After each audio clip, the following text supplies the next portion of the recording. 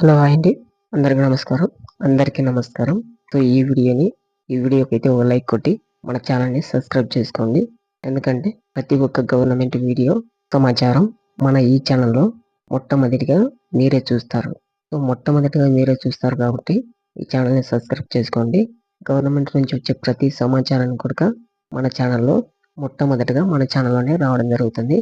So ఈ ఛానల్ని subscribe చేసుకోండి.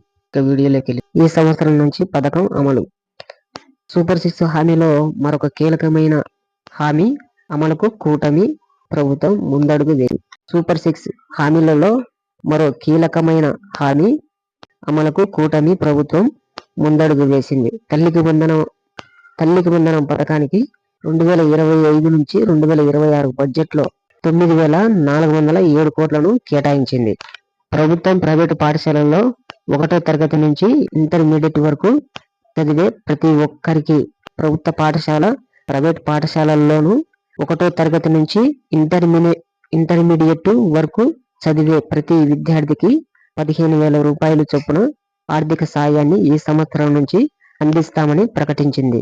రాష్ట్రంలో సుమారు 80 లక్షల మంది విద్యార్థులు 1వ నుంచి 12వ తరగతి వరకు చదువుతున్నారు. వారికి ఒక్కొక్కరికి 15,000 చొప్పున ఈ పథకానికి మొత్తం 12,000 కోట్లు అవసరమవుతుంది.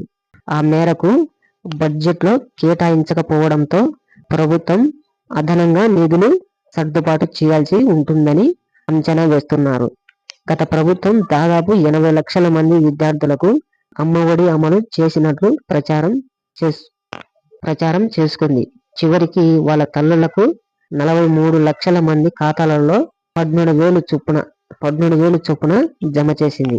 అప్పట్లో ఏడాదికి సుమారు 6,500 కోట్లు ఖర్చు చేయగా ఇప్పుడు తల్లికి వందనం పథకం అమలుకు దానికి రెట్టింపు అవుతుంది.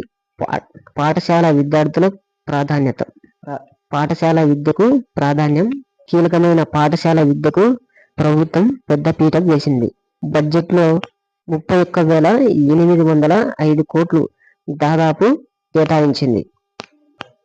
గత ఏడాది 29,909 కోట్లు కేటాయించగా ఇప్పుడు 1,896 కోట్లు పెంచింది. కీలకమైన పాఠశాల విద్యకు ప్రభుత్వం పెద్దపీట వేసింది. బడ్జెట్లో